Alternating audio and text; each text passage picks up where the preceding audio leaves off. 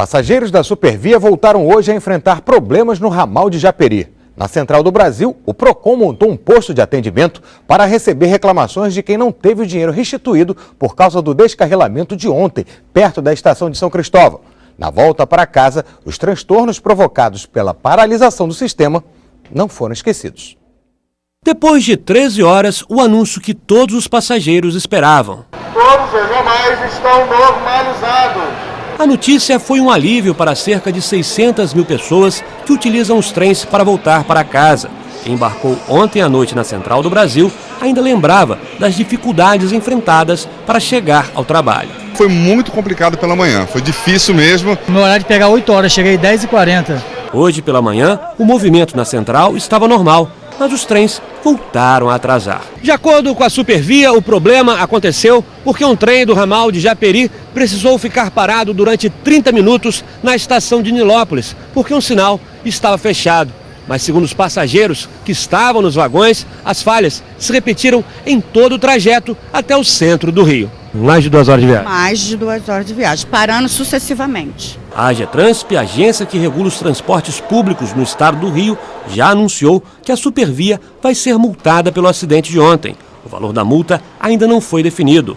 O Procon montou hoje, em frente à Central, um posto de atendimento para receber reclamações dos passageiros. Para o presidente da Comissão de Direito de Transportes da OAB do Rio, Jonas Lopes, o passageiro tem o direito de ser indenizado. Como houve falha na segurança, o transportador, no caso a Supervia, tem que indenizar todos os prejuízos decorrentes desse acidente ao passageiro. Henrique, que mora em Duque de Caxias e anda de trem diariamente, conhece bem os problemas da Supervia. O que aconteceu ontem não é uma questão pontual, é uma questão recorrente e que vai acontecer se não houver investimentos de grande porte na modernização dos trens. E o Clube de Engenharia fez hoje uma vistoria no local do descarrilamento e encontrou dormentes podres e trilhos desgastados. Maurício de Almeida, boa tarde. O que a Supervia fala sobre isso? Boa tarde, Marcelo. Até agora a Supervia não se pronunciou sobre o problema. Nós entramos em contato com a empresa e ela disse que só vai comentar o caso depois de analisar todas as denúncias. Como você falou, o Clube de Engenharia encontrou uma série de problemas aqui nos trilhos da Supervia numa viagem que foi realizada agora pela manhã. Então, entre esses problemas, dormentes soltos e quebrados, madeira podre, trilhos com desgastes e rupturas, um trem velho balançando muito e andando numa velocidade que, segundo o Clube de Engenharia, não seria compatível com a ferrovia por onde esse trem estava circulando. Segundo o Clube de Engenharia, esses problemas podem ter provocado o descarrilamento de ontem, que aconteceu exatamente nesse trecho que nós acabamos de mostrar aqui perto da estação de São Cristóvão. Mas para saber os direitos dos passageiros que estavam ontem tentando chegar ao centro do Rio e não conseguiram chegar, eu vou conversar agora com a Érica Machado, que é assessora jurídica do Procon aqui do Rio de Janeiro. O que a pessoa que ontem enfrentou todo esse caos na hora de ir para o trabalho pode fazer para garantir o seu direito? Os consumidores têm direito de ser ressarcido com a devolução do valor da passagem em dinheiro ou pelo vale único, o vale de transporte. E caso não assim seja, que procure o Procon, procure também a Supervia antes. Caso não seja ressarcido, procure o Procon, pode comparecer aos nossos postos ou ligar para atendimento 151. Quem, por exemplo, perdeu uma entrevista de emprego, ou, por exemplo, teve o dia descontado ontem do trabalho, também pode pedir essa indenização? Sim, a Supervia também é obrigada a dar uma declaração de que o serviço foi interrompido para os consumidores justificarem o atraso ou a falta ao trabalho. E além das indenizações individuais, o Procon também está analisando uma punição para a Supervia por conta do problema de ontem. Sim, ontem foi instaurado um processo administrativo sancionatório, a Supervia foi notificada e ela tem 15 dias para apresentar a resposta. Caso não seja satisfatória, haverá uma multa combinada no CDC. Muito obrigado. Marcelo. Obrigado, Maurício.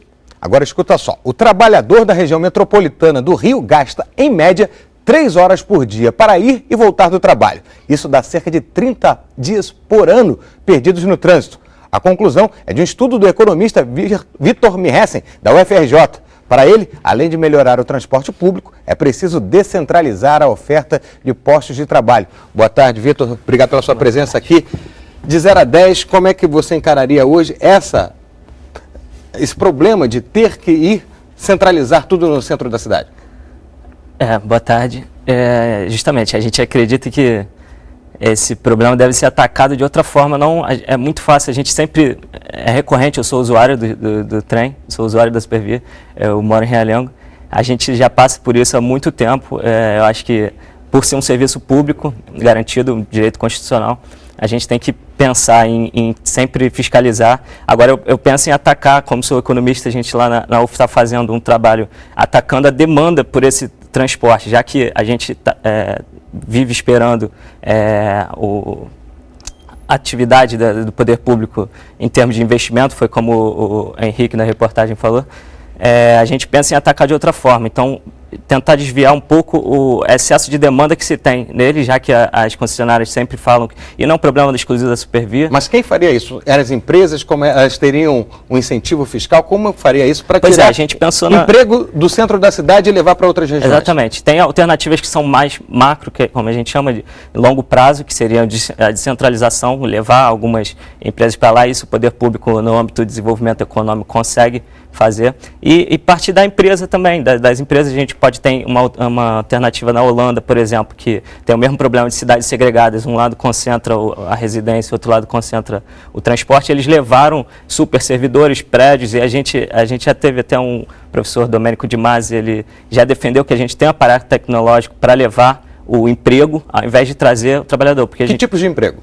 Empregos, por exemplo, de telecomunicações são os que mais, onde é mais plausível essas ideias, são plausíveis essas ideias, e outras formas mais micro também de ataque direto. A gente pode pensar em redução da jornada, a gente pode pensar em adequação dos horários de entrada e saída. Vitor Mirreza, muito obrigado pela sua participação aqui no Repórter Rio. Eu quero agradecer a TV Brasil e a Casa Fluminense pela divulgação do espaço.